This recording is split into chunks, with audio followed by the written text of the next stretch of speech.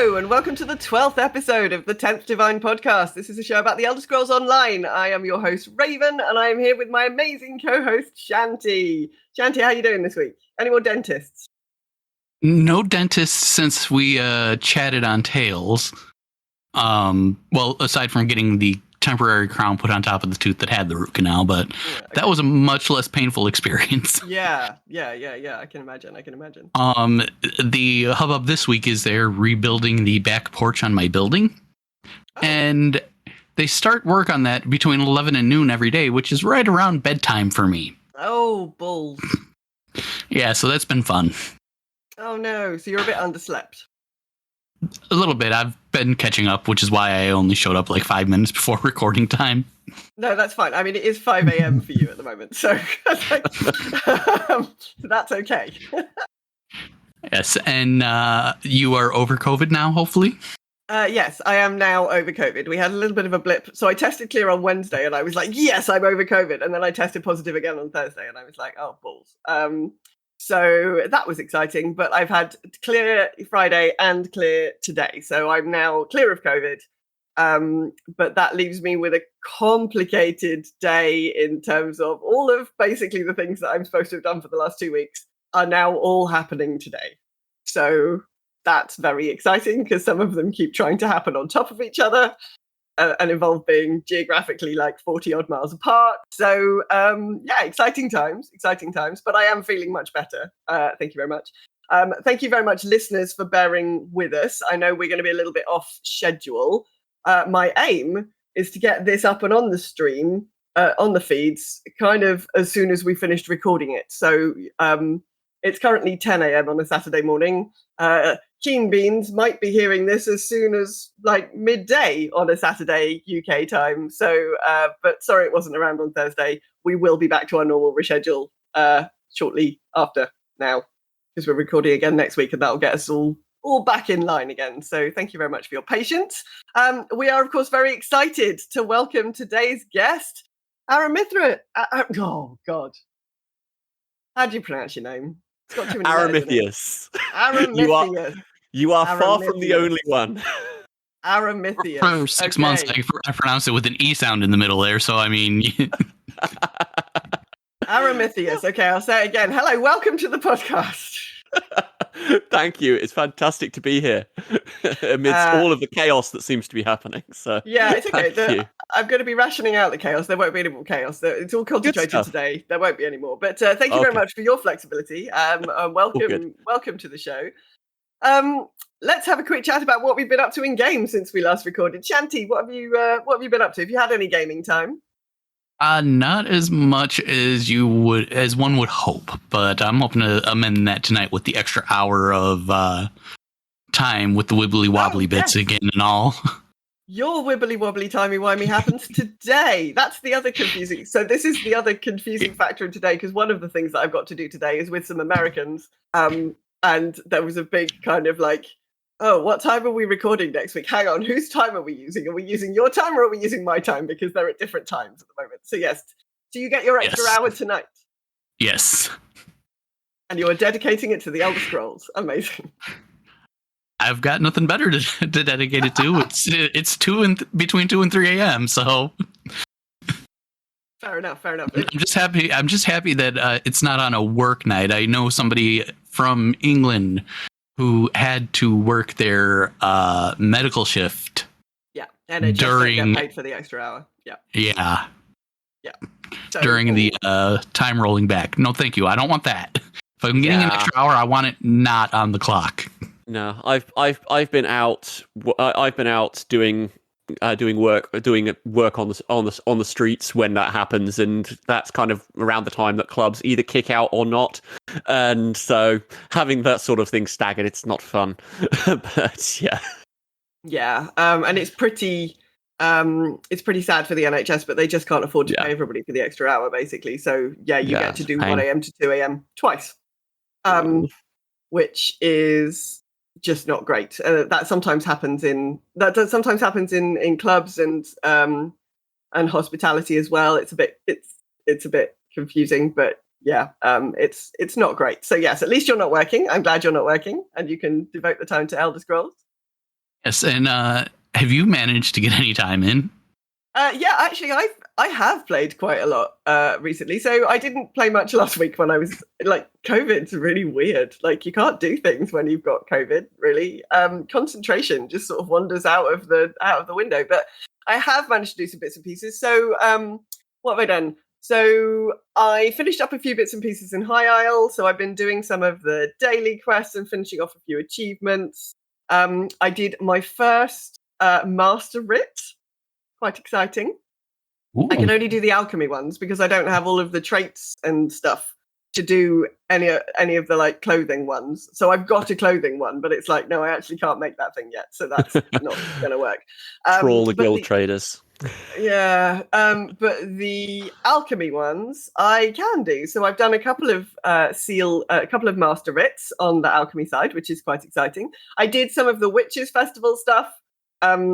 Kind of initially by accident, but then I was like, oh, okay, no, there's a festival going on. That's why everybody's dressed as pumpkins and witches and stuff. Right, yeah, okay, good, wonderful.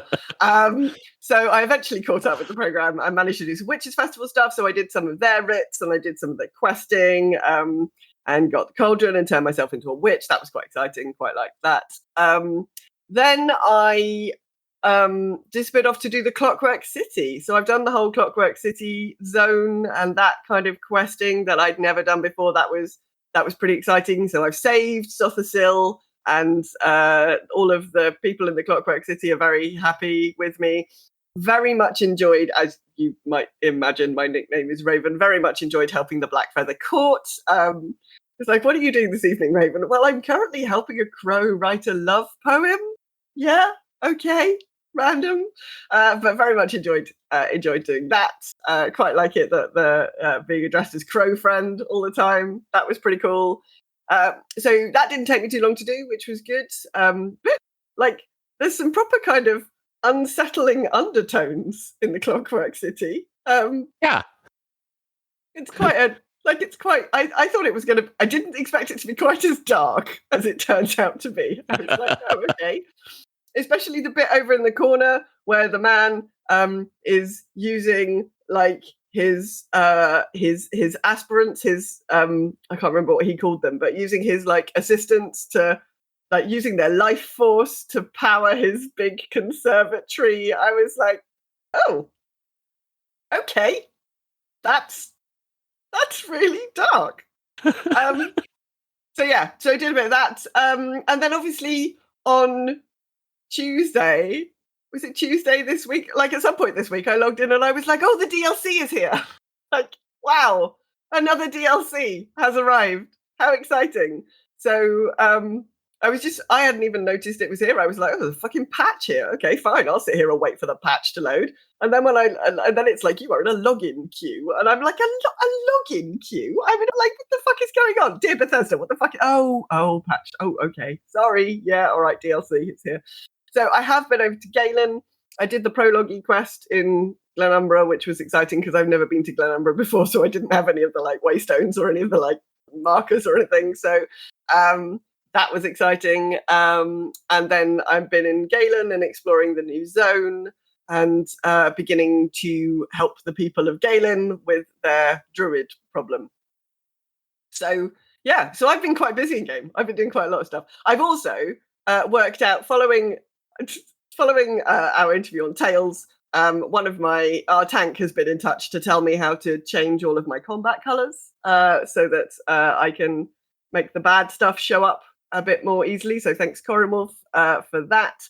So I've been making some little adjustments to my UI that might make me slightly less useless in combat, in group combat situations. We haven't unfortunately managed to get any more dungeons done because we were pushing on in WoW to get our Keystone Master, which I think I mentioned in our Tales interview. And we did manage to get that, which was good, but we had to give over quite a lot of group content nights to finishing off group content in World of Warcraft instead of in ESO. So no dungeons, but have managed to get our KSM, which we were very pleased about. So there's a nice mount that goes with that in the World of Warcraft, and we're feeling very accomplished, ready for Dragonflight over there, which is good. Aramithius, what have you been up to in game recently? Mostly getting distracted by other games arriving because I managed to get Vermintide 2 on as a freebie, which is fantastic. Just fantastic fun. Just wander around killing Skaven all the time. But the time I have spent in game, ran a guild event with the Lore Seekers last weekend, chatting about all things Nords and Skyrim, which is basically just turn up and just relax chat about a lore topic that I run with them once a month, which is just fantastic fun. Also been trying very, very badly to be a thief. I got an old character that never really got past about level 12 before I kind of deserted them for years, and then and I thought, I'll actually try the Thieves Guild content for a change. And it's just, there's been an awful lot of getting arrested and running away and jumping into water and all sorts. And it's all been going horribly, horribly wrong. And just in the meantime, just hanging out in Fargrave because I just love the place. That's just kind of, I've not got any of the housing in there because I just don't have the patience to do housing. But if I have a home in ESO, it's Fargrave. It's just an awesome place. I love the feel of it. I love the concept, and it's just a very fun place to hang out. Cool. Yes. The thieving parts of ESO have never been, or indeed any Elder Scrolls game, have never been my strong point. And I particularly love at the moment how if I do have to do some little thieving at the moment, I currently have Ember as a companion, so every time you're doing something sneaky, she's wandering behind you saying things like, "This is so exciting!" You're like, literally sneaking here. Like, this is like, yes. So here I am sneaking along in warden form. I've got a bear that's like basically entirely uncontrollable and is just standing on top of things and like is just anywhere. And I've got Ember who's mustering about how incredibly exciting this is and how she's enjoying herself and how we should do this more often. And it's like, okay, how does this even work? So sounds like you're both experiencing more of a comedy movie than a spy for your team. Pretty much. It just kind of eventually gets to the point of, oh, blow this. I'm just going to go off and do some Dark Brotherhood stuff because I can do that. I can do killing. I can't do the sneaking at all. The sneaking and thieving at all. So. Fair enough. Yeah. So again, turns dark very quickly. Yeah. Yeah, I love how every time I do some sneaking, I always manage to ratchet up some bounty, and I always like get arrested, and I always pay the bounty. And Ember's like, "No, don't pay that. You spoiled it. Now we should have run away." It's like, oh dear. So all of that rapport increase that I got with Ember, and then disappears because I've got caught and had to pay the bounty. Although a tip for that: if you can get so you can jump in water, they won't follow you. The guards can't pull you out and they won't follow you. Guards can't swim. Okay. Yeah, guards can't swim. So if you can get to water, and then you can kind of get either far enough away or time out enough for them to kind of get out of your way, then you can quite easily just outmaneuver them. Okay. All right. Okay, I will remember that. Well, on that extremely hot tip, why don't we move into the interview part of the show? So, Aramithius, why don't you introduce yourself a little bit and explain to us what your introduction to the Elder Scrolls was, and ESO in particular? Sure. I'm Aramithius. I have been accused of being something of a professor or college-level course or whatever in Elder Scrolls lore, which I think I possibly have pretensions towards that, but I give no illusions whatsoever that I am the entire end of any and all answers. If anyone tells you that, either about me or anyone else, they are lying through their teeth. But yes, I run the Sin and Uncertainty podcast, which is basically looking at anything kind of beyond the surface level of the lore that gets complex and needs a lot of unpicking. And so it's just I go through the complex things like what dragon breaks are, what chim is, how amaranths work, and how what an enantiomorph is.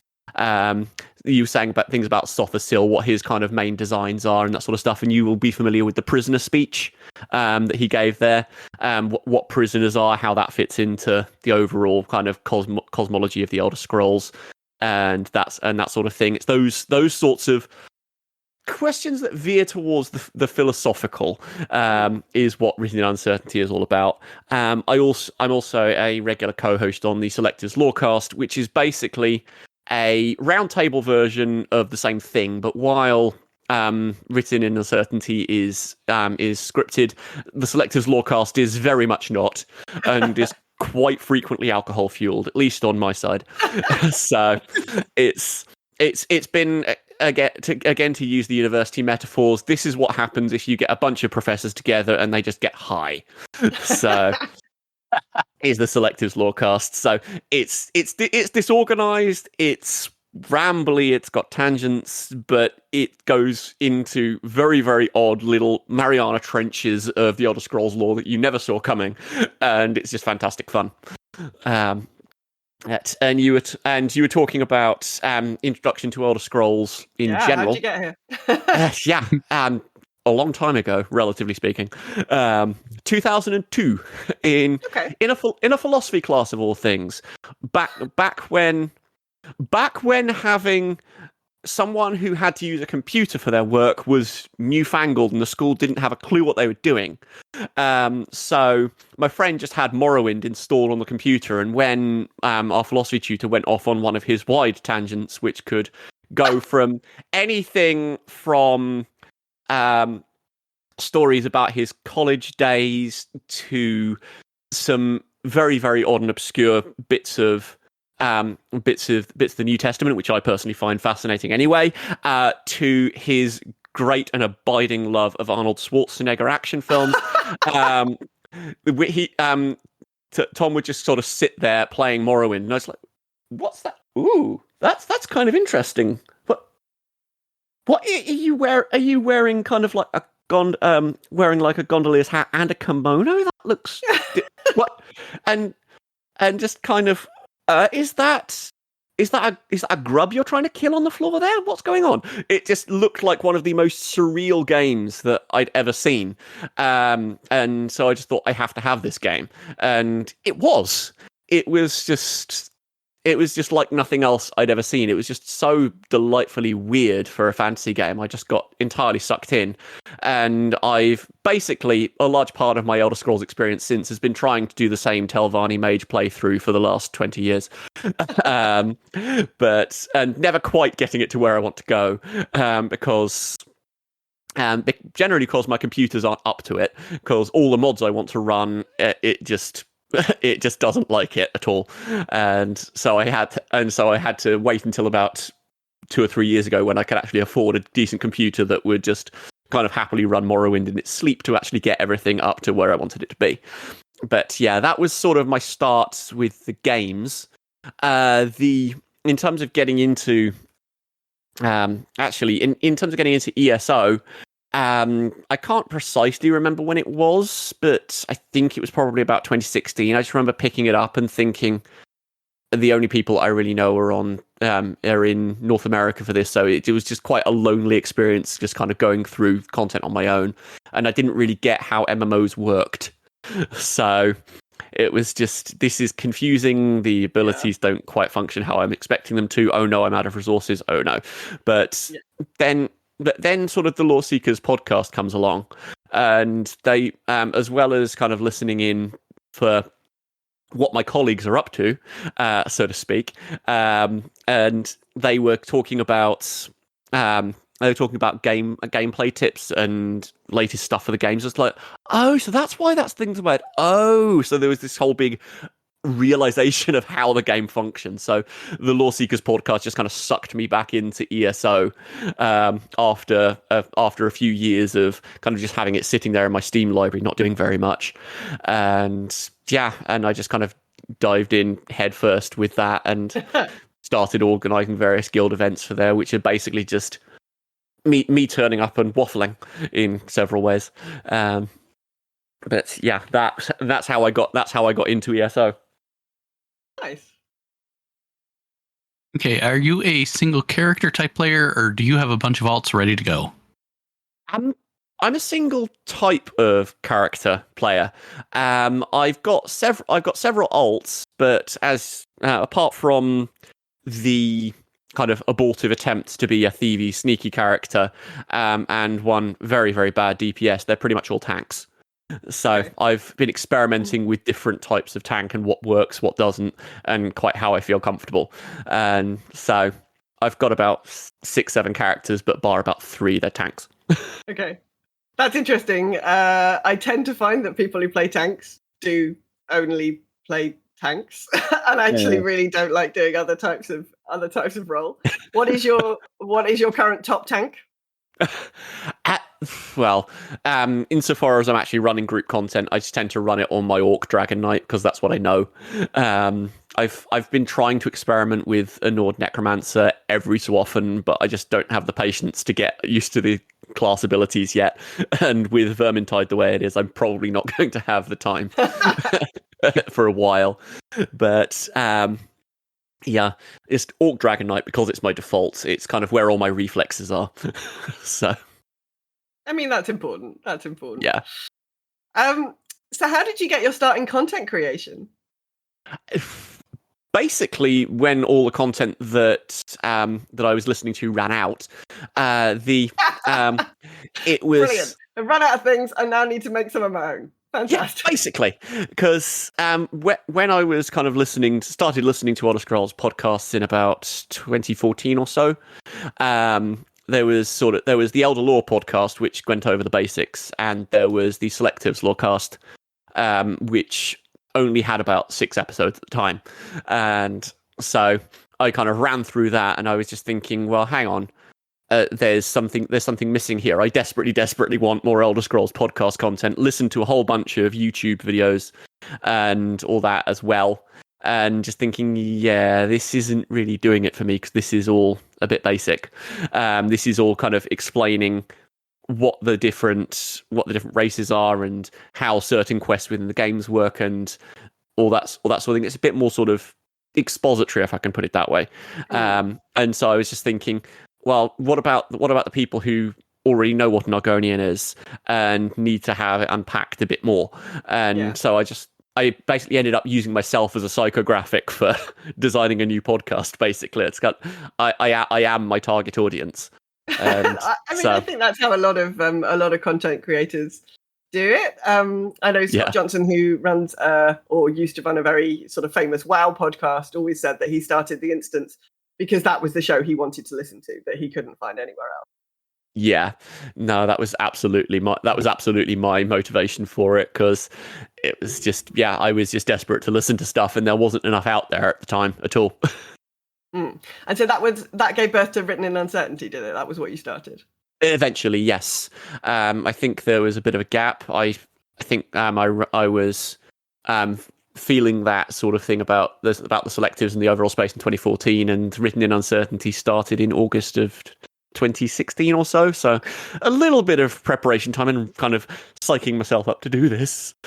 But that was what kind of gave birth to Written in Uncertainty after I was sort of workshopping it and that sort of thing. And another part of it was sort of wanting to cover things that have become community history, for want of a better term, because the Elder Scrolls franchise is very old now by video game franchise standards. I think it's going to be 30 next year or something crazy like that. So yes, Arena was 94. So, so there's a lot of community perception and community content, and in some cases, lore that gets developed outside of the game. So knowing where all of that stuff comes from is kind of part of that journey. And I will so often see people talking about things like Chim or Amaranth or the Dreaming Godhead, and just, it's this way or it's this way, and or no, it's not, and I don't like this, and why is that?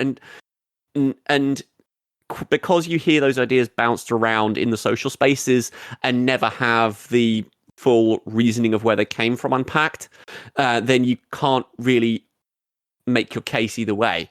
So a part of what I wanted to do with the show was say, well, this is where the ideas came from, and this is why they are the way they are. And so and so kind of unpacking a lot of the out of game stuff as well was sort of part of the reason that I did the thing, as well as vaguely turning into a misty-eyed historian. Fantastic. So, what was the thing that drew you into the lore of the Elder Scrolls? Weirdly enough, not playing the games, which sounds delightfully counterintuitive, I know, but I kind of mentioned earlier that my computers generally weren't up to running Morrowind the way that I wanted to, so I just spent a lot of time thinking, well, my computer can't do this. It's going to be really, really dull, going around about 12 frames per second. As much as it'll look fantastic, it's almost unplayable. So I was thinking, well, how else can I engage with this world outside of the game? So I just spent all of my time just absorbing all of the lore books on whatever sites I could get them off, things like the Imperial Library, and also spending time in the forums that back then. Oh dear, I'm just sounding like an old codger. But around the time that I kind of started to sort of sink my teeth into the game as a whole, sort of around sort of 2007, 2008, or 2006ish, depending. I was sort of I was just getting it was all sort of consolidated into the Bethesda forums. There wasn't really that many other places, so you just kind of had everyone interacting and discussing bits about this franchise, and it was just a fantastic place to be. I couldn't keep up with all of it because I had to sleep, and most of it was happening in the US, but it was just a great place to sort of be as part of the community, just still exploring everything and just asking all of the questions that I was desperate to ask and experience, but couldn't because my computer died whenever I tried to actually have anything to do with the games.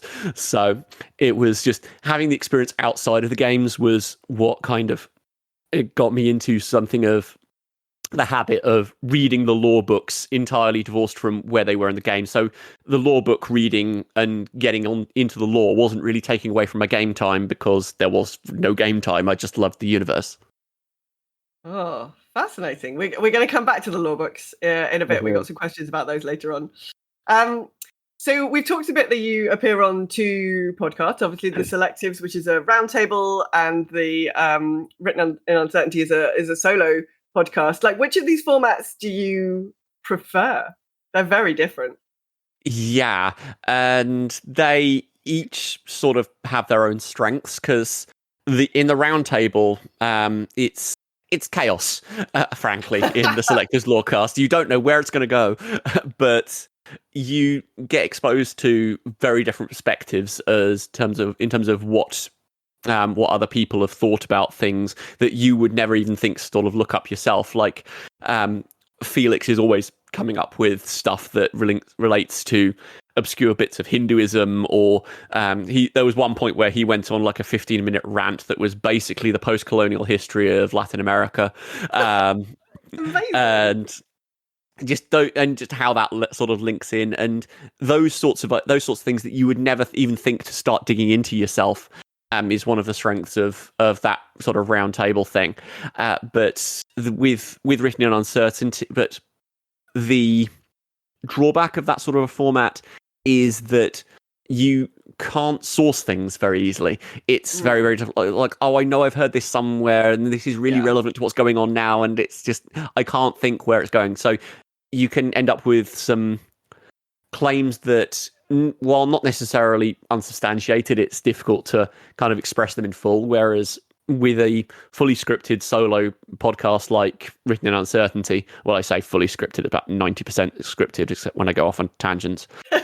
But for a fully scripted thing, you do have that sort of time to dig in and research and look into context and everything else, and essentially sort of develop a full argument in this, almost in the sense of a college essay, just the kind of sense of, well, have an opinion, explain what you're talking about, then go into the depths of the why, and then wrap up, maybe explain some other perspectives on the way insofar as you can. That's something that I try to do, possibly a bit more on the early episodes than I do now. I'm getting all opinionated in my old age.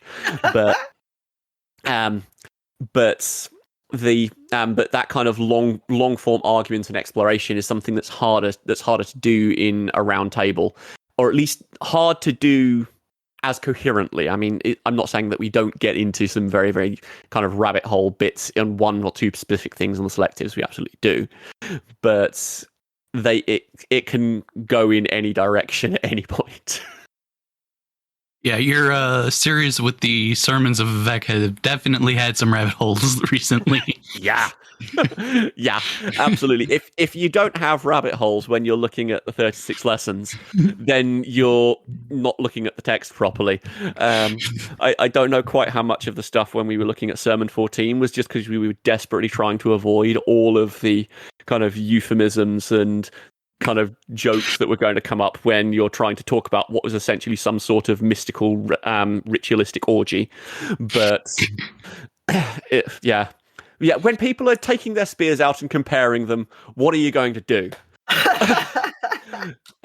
But hey, can't argue with you on that. Yeah, but when that's, and somehow we didn't end up with too many dick jokes in the episode. I do not know how. It's a miracle, I'm sure. Yes, basically. Especially as it's alcohol fueled. Okay, unwritten and uncertainty. Your discussions of lore topics tend to apply real-life philosophical theories on Elder Scrolls topics. I've referred to it in the past as the lore 201 of the Elder Scrolls community. And I will admit that it's one of the few podcasts I have to turn back down to 1x speed and actually soak in when I'm listening to it, because I listen to a lot of podcasts, so a lot are at 1.8x speed. Yours gets the full attention. What sparked that idea? Firstly, congratulations on listening to so many chipmunks for so long when you're listening to things on that speed. But it was the idea. It's the idea, kind of, as I touched on, that getting to the bottom of where everything comes from, and instead of saying that this is the way things are, then it's instead saying, well, this text says this text says that. From what we know from this third place, source A is probably more likely, from given the preponderance of evidence. It's kind of weighing things up, and the process that was sort of the thing. I was almost half thinking of it as sort of the hardcore histories of the Elder Scrolls, if you like, just kind of being able to just go into a huge amount of depth with particular topics and just explore where they go. And a lot of that kind of, I kind of realized after a while that quite a bit of that will have to explore where the ideas come from and what they're based on. So that sort of veers into the real world history, and that side of things, particularly when you've got things that have some really, really blatant real world references. So things like in the 36 lessons, the where it says at the end of each sermon, the ending of the words is Alm Civi. That has some very, very specific textual links to Thelema. And so you've got to look at Aleister Crowley and all of his various bits of symbolism before, in order to understand what that's trying to unpack, and various other things. So, and also in the text, sometimes you don't really get a full enough exploration for them to be anything more than they are, if I can put it that way. That's probably a terrible way to put it, but if you're trying to think about how something works and what something means in a bit broader sense, that kind of needs a bit more filling out. So if you can sort of map where those ideas come from in ways that aren't too forced, like Kalpas, for example, in the Elder Scrolls, when the world essentially gets destroyed and remade ever and anon, that's Kalpas as a word comes from Hinduism, and it means just a cycle of time. And it exactly what that cycle of time is will depend on not only what type of Hinduism you're talking about, but what particular type of Kalpa. So there's that unpacking of what Kalpas are in Hinduism that needs to happen before you can fully get your teeth into Kalpas in the Elder Scrolls, so to speak. So it's kind of filling out the gaps that aren't necessarily there in the lore, so you can understand where stuff comes from, and so that you can get a fuller appreciation of what they are. Cool. I have just subscribed. Cool. I'm just going to take a moment here just to remind you all that we are part of Bonus Roll Productions. You can find our show and lots of other great MMO-focused podcasts, such as Girls Gone WoW, Technically PvP, and For Azeroth over at bonusroll.gg. Now we've got our brief advertisement out of the way. What is your favourite lore book? Nice, easy question. Yeah, that depends on what you're going for. Because I can't have just one. It's not allowed.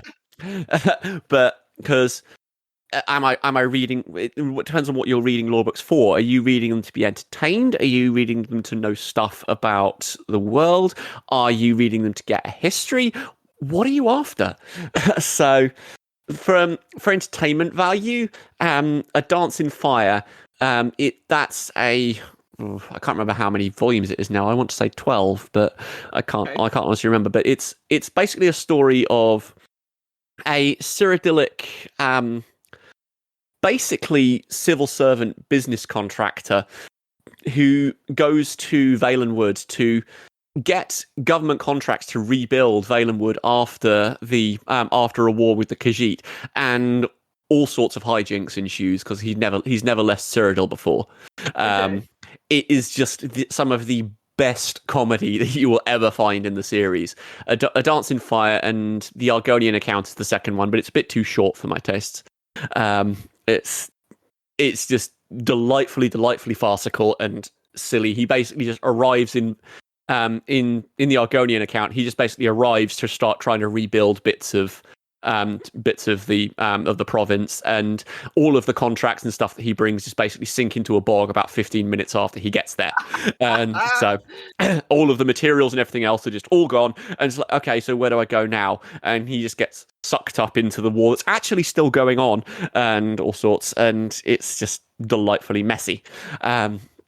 If you're wanting to know stuff about the world, then things like Varieties of Faith or the Monomyth, just because there is so much in there that gives you so much information. And ESO, in fairness, splits Varieties of Faith into about 9 books in and all of itself, but it's a single volume in Morrowind, so that's and it just gives you an outline of all the different pantheons and all the different gods, and you can get a really nice picture of how all of the gods are similar and different, and where the truth, insofar as it lies, might actually be within all that. There, it's one of the better sort of sources for comparative religion, if you like, within the Elder Scrolls. It's from an imperial perspective, so it's going to be a bit odd in places, but it's passable. For something that's just the sheer volume of stuff to unpack, the 36 lessons, just because it's a text that really rewards just kind of rereading and wrestling with it. It's designed to have so many layers and levels that you just kind of go back to it and back to it and back to it. So that's sort of your Desert Island Discs book to take with you, if you like, from the Elder Scrolls. If you had one book that you would have forever, the 36 lessons, because it's got the most content and most stuff to go through. If you're wanting an ESO specific book, I would go with Arabic Enigma 4, The Elden Tree. Unfortunately, we do not have 1, 2, and 3. We just have 4. But I just always find myself referring back to it for something or other. It's generally because it's one of the more comprehensive books you'll find about the lore of the Towers, which is one of the bigger kind of deep lore, in inverted commas, subjects out there, and it just clarified so much and just gave a whole bunch of ideas for that, as well as putting a bit more meat on the bones of the Aelids and how they think. So I just really, really like that one from that perspective. So yeah, that's my list of kind of favorite lore books. Yeah, I can't have one. I'm sorry. For our listeners, you got an answer and 3 bonus answers. Yeah. Yeah. Yeah, absolutely. If you want a full reading list of everything that you should be reading, then go to How to Be a Lore Buff by Lady Nerevar. There's a whole bunch of stuff in there that's very, very good content. So, Okay, what is your favorite part of lore that doesn't come from a lore book? the Amaranth Hunt, which is, again, going back to my thing for community history. It was I don't know how far you've come across the Amaranth at any point. If you've just stuck to the games, you will have seen it once, or no, you will have potentially seen it twice, and have no idea what on earth it was, because the word just appears twice and that's it. The Amaranth Hunt was something that got hinted at by Michael Kirkbride, who was a developer for the for Morrowind, left during Morrowind's development, and then has been contracted back to work on on every single mainline Elder Scrolls game in some way, shape, or form. And he wrote the 36 lessons. I think he said he was like shut in a room for a week with nothing but a flask of bourbon, some cigarettes, and all his summoned angels. Was the way he put it. But he hinted at one point in the forums that there was this thing called an amaranth that was something else, that was kind of the seed of another world or something like that, and that just kind of spawned about 7 months of speculation and 12 threads that reached post limit on the Bethesda forums. It was of people spitballing ideas, knocking around. Well, could it be this? Could it be that? Could it be the other? And why? And just going into things like Babylonian numerology, and it was just an absolute marvel of just the community digging around for stuff. And I could kind of watch from the sidelines and kind of poke in a suggestion once or twice, but when the time zones overlapped, but that was about the rest of my involvement. So I just had immense amounts of reading to do. But that's, and the kind of thing that it adds to the lore of kind of, because what the Amaranth is basically the idea that if something gets entirely shut off from any form of sensory input, they will start to hallucinate, and if they do it in the right sort of state, then that those hallucinations will become a new world. Oh, okay. So that's it in a very, very nutshelly thing. And so what was the Amaranth of the Elder Scrolls universe was kind of the big hunt to try and work it out. That sounds pretty cool.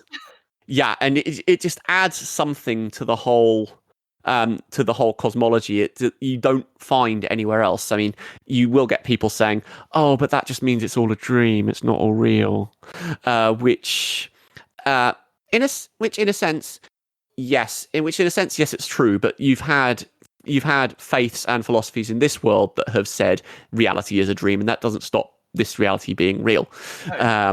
In the way that they look at it. Yeah, I think therefore I am. Come on.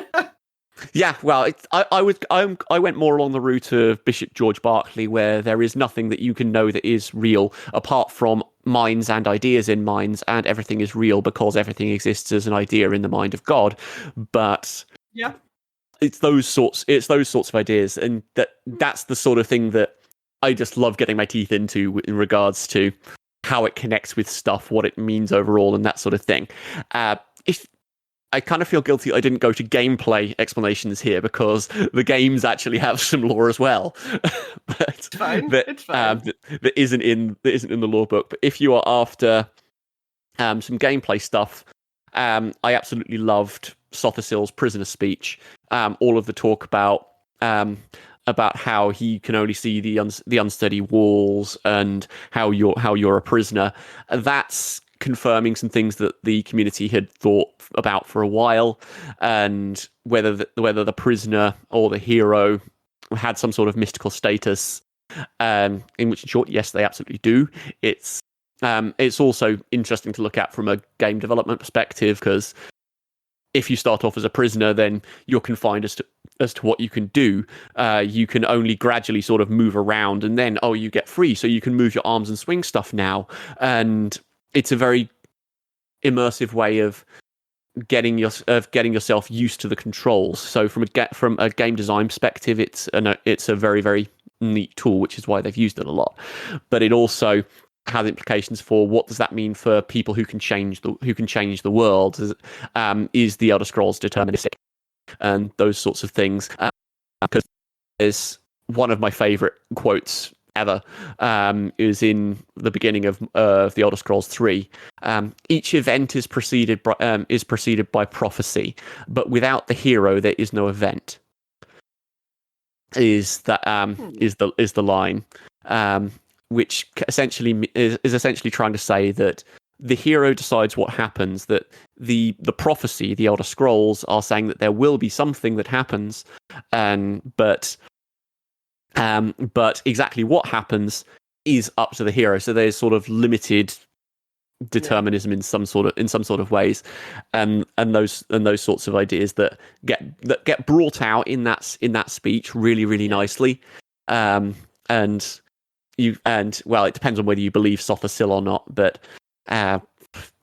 in terms of quest lines, I really, really liked the stuff about the ooze in Grotwood and the spinners, the way that stories can change the world, and the hints that the people around the ooze are essentially Bosma who didn't want to be Bosma, and what that means for their metaphysical state, and all of this sort of stuff. The Ooze fable is another one that didn't make the list of the final cut, but it's kind of on the short list of this is an awesome lore book, go read it. Just because it has some interesting ideas about what the Bosma are. As far as I'm concerned, they're not elves, but I know there are people who argue with me on that one. Okay. Actually, our most recent guest would agree with you on that.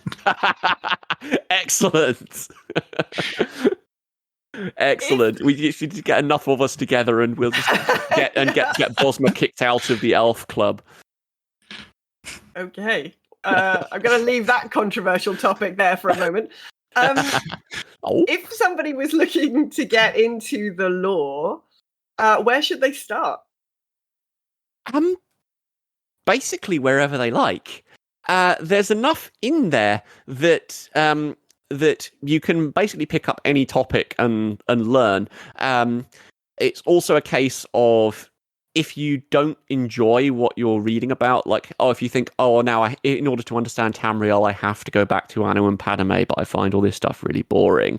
I really just want to know about the Red Guards. Then just to start with the Red Guards, it's a case of there is enough stuff out there on any given topic that will pique your attention that you will find an immense amount of stuff to read about. And by the time you're finished looking into that topic, you'll probably have found something else equally as interesting that you want to kind of run off on. So I would say start wherever interests you when you're looking. There's no kind of begin at the beginning sort of thing, because that is just a recipe for seeing a lot of stuff that will potentially not interest you and put you off. So it's a question of just looking into what you find interesting, and essentially kind of developing your own kind of area of expertise, if you like. That's something that, at least with the selectives, you can sort of feel to a fair degree that we've all kind of hung around the lore community long enough that we each have our own areas of interest, and we've got our own kind of take that will be based on either Dunmer lore or Redguard lore or whatever. And not knowing everything is not a bad thing, frankly. And because from my perspective, the deep stuff, the mystical stuff, the cosmological stuff is all the easy stuff, because there's only a few texts that really go into much depth on it. So my reading list is, comparatively speaking, limited. If you want to get into immense amounts of detail about the lore, then the cosmology is not where you go. You look into the histories, you look into what the individual characters have done, and you look into things like the flavor texts on all of the little treasures and stuff that you steal, those sort of things, adding little bits of color that is there. There's so many ways that you can approach the lore. It's just go wherever your interest takes you. if you are looking for just a general primer on stuff, then and just a way to get into it yourself, then Lady Nerevar has produced a magnificent, or I think she adapted it from someone else originally, but she's known for it now. If you just search for how to become a lore buff, then there's a fantastic forum post. It was on the Bethesda forums, but they've been shut down. I don't know where it's hosted now. But that kind of gives you a rough outline and a whole bunch of reading. And you just chew your way through that, and you will have a decent understanding of the grounding of the lore. But yeah, that's kind of where I would start if you want a general thing. But as I say, general is probably not the best place to start if you want to stay interested. All right. Okay, speaking of not very general, what non-humanoid species has the most interesting lore associated with it? The Hist, as far as I'm concerned. It's they have their own set of motivations, their own way of being, and what they're after. There's just so much that you can kind of dig into and speculate about, and so there's their kind of outlook, and to an extent their tragedy is quite interesting. There's because they are, if you believe I think the book is Tales of the Famed Explorer, they are essentially refugees from another universe that kind of were saved by Sithis and placed into this one. That's how I read it anyway. I'm sure there are other ways of looking at it. And quite what they're trying to do with the Argonians, the idea that the Argonians go back to the Hist, and there's some recycling of souls that goes on there, and keys into the whole idea of water being memory. So you think about Black Marsh being a marsh, how much water there is, and you start to see, is this a microcosm of another world that's kind of been transplanted onto Tamriel, which is absolutely what the Anuad says. And so it all sorts of ties together with some other stuff, and I just like the idea of the Hist trying to make their own world and have their own perspectives and their own politics that is entirely alien and different to how everything else functions, and that gets explored a bit in the novels and various other bits of things like in places like Shadowfen, Murkmire. I've loved some of the stuff that's come out there, and just explored the Argonian perspective. It's turned up some really, really interesting stuff.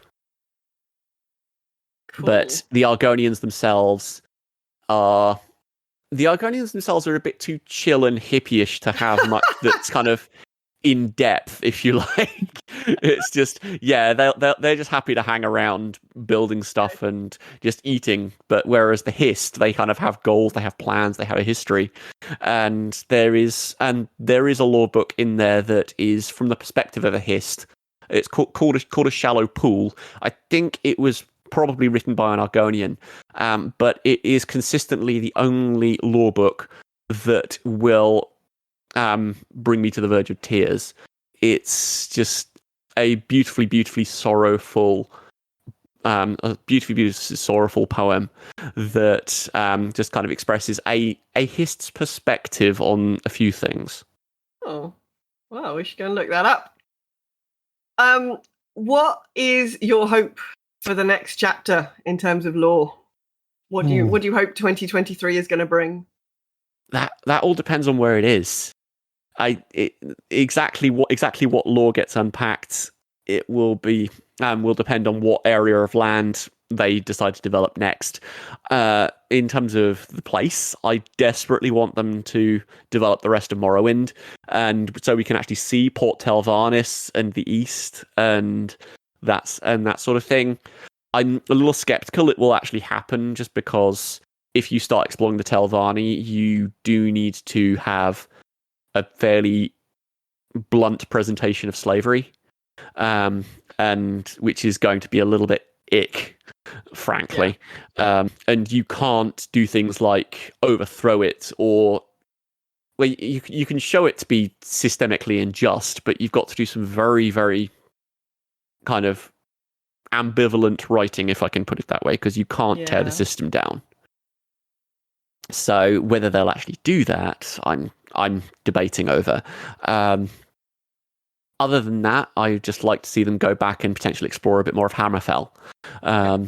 It's again, whether they'll do that, I'm not sure, because I'm pretty certain the Elder Scrolls 6 is going to be in Hammerfell, and so they're kind of treading on the next game's toes.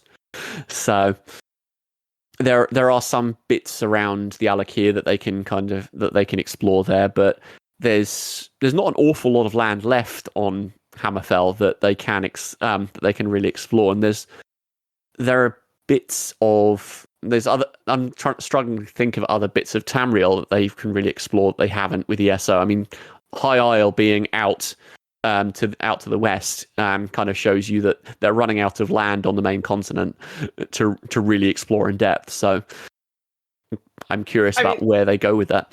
I mean, this is what happens to all MMOs eventually, isn't it? Certainly, WoW has had a lot of and mysteriously this continent has been shrouded in mist for 10,000 years, which is why you've never heard of it, and we've just made it up for this new expansion, which is fine. Twice now. Well, we knew the Dragon Isles existed. But they definitely were shrouded in mist as far as... shrouded in mist, yeah. You have got Akavir for that in the Elder Scrolls. Okay. So you could do an Akavir expansion, or at least some of the isles like Unislayer and Roscrea and so on off to the west. Now that they've gone off, or not to the west, to the east. Now that they've gone off to the west and done that, you have got other land masses. But I want Akavir to stay mysterious. It's deliberately vague, and it's one of those things like the Dwemer, you're just not supposed to really have the full knowledge of and for the mystery of, because ESO has already done a fair bit of demystifying there already, particularly things like the Chevalier Renaud, and about him being essentially a Sacy who got made into a vampire, which is an interesting thing, and explains some of the other bits and pieces you hear about the Sacy elsewhere. But it's kind of drawing back the curtain in ways that they're fun and they're good, but it's just, and now that's done. And I'm not sure I really want that for Akavir. I do think that's the danger of the MMO kind of game format, especially because one of ESO's big advantages that we've talked about, we were talking about on Tales last week, is that the content release schedule is so regular. Like, there will be a new chapter every year. There will be there will always be new content coming, which is great, but does mean that you've either got to plunder your archives and do all of it, or you've just got to keep making up new stuff. And then it's like, but we've been in this world for a long time already, so why had we never heard of this new thing that's just appeared up over here? I guess there's a balance to be had there. Although, in fairness, thinking about it, you could almost abandon all of the mystical stuff, dare I say it, and kind of go political. The sense of getting structural changes to the various provinces and so on, and the way that sort of thing plays out. I've loved it when they've done that, like Orsinium, and the way that was presented was brilliant, without anything being some dark secret that had been unearthed or a Daedra plotting behind it all. It was just a really, really nice story about the founding of a new state and how that shook down.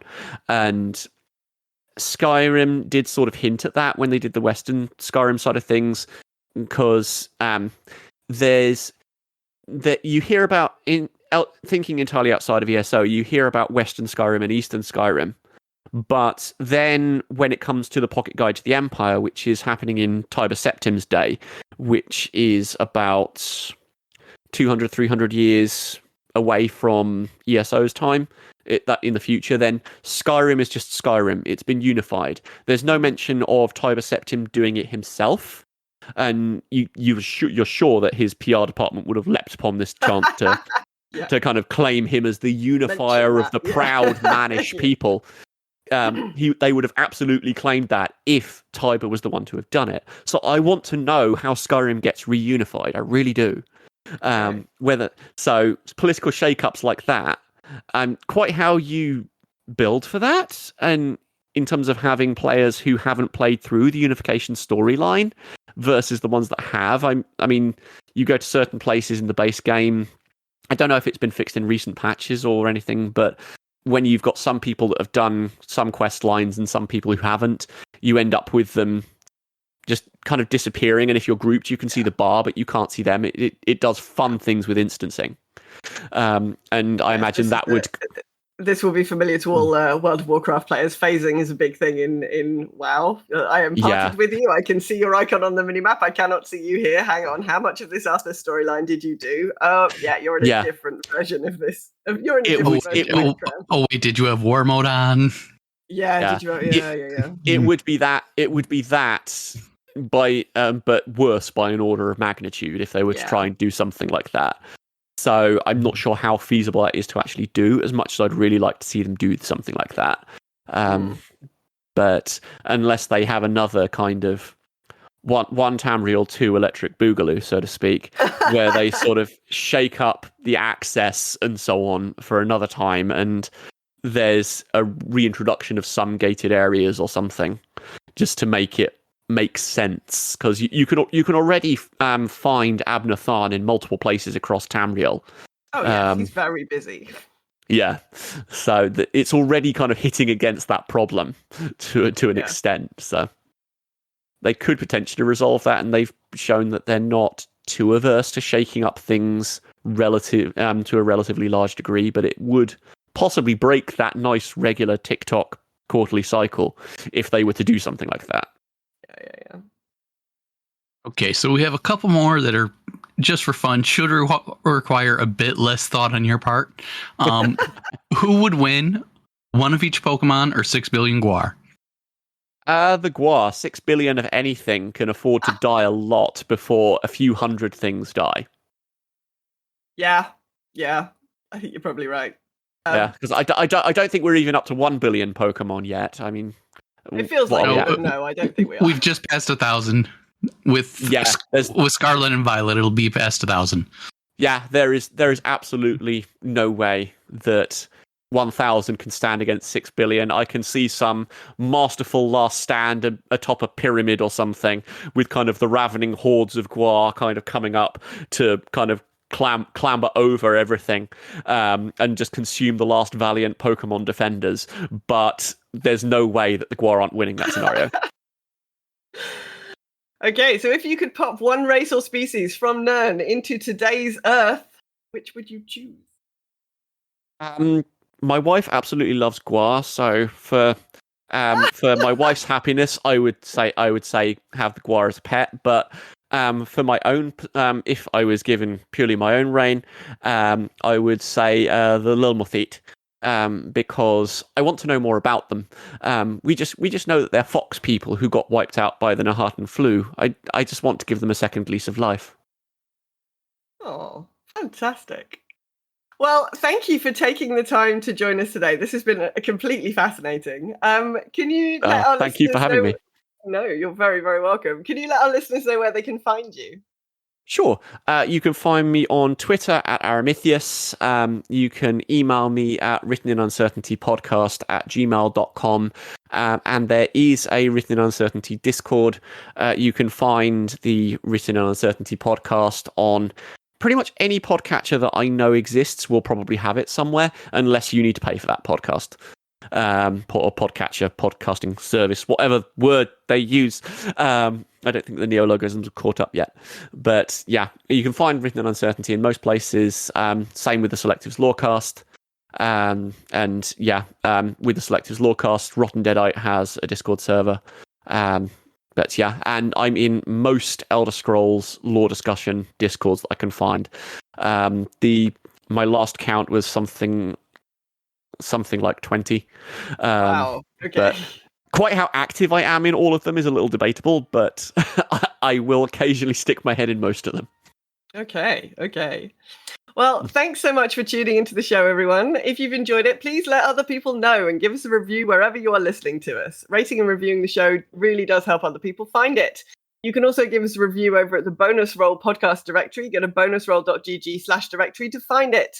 If you want to get in touch with the show, you can find us on Twitter at 10th Divine Pod, or you can email us at 10thdivinepodcast@gmail.com. If you want to find us in other places, you can find me, Raven, over at Girls Gone WoW, if you're a World of Warcraft fan, or if tabletop RPGs are more your thing, check out As the Dice Roll, where I'm a member of the crew of the Cautious Optimism. You can find me on Twitter, Twitch, Instagram, and also actually, as of this week, Mastodon and co-host as Silky Raven. You can find me on the GGW Discord at girlsgonewow.net/Discord. There's a channel over there for ESO chatter and lots of other general gaming chat. And you can find me on Shanty on Twitter at Shantyman Gaming. I'll be returning to Twitch in the next couple weeks. I've been taking a little bit of a mental health break with all the dental adventures I've had. I've needed to cut something to decompress. Totally fair. Yeah. You can also find me on the Girls Gone WoW Discord, joining in the ESO chatter and gaming chat. And I'm going to put a challenge out to the community. Get me to more than Aramithius's 20 ESO Discords. I will get you a full tally for that, so you actually have you can actually have a full list. Are we having a competition now? Okay. But do feel free to say hello if you happen to see me online. Yes. Thanks so much for listening, everybody. We will be back in just under a fortnight, because this is going out slightly late, for another round of ESO chatting with some lovely people. Thanks very much. Bye-bye. Bye. Bye.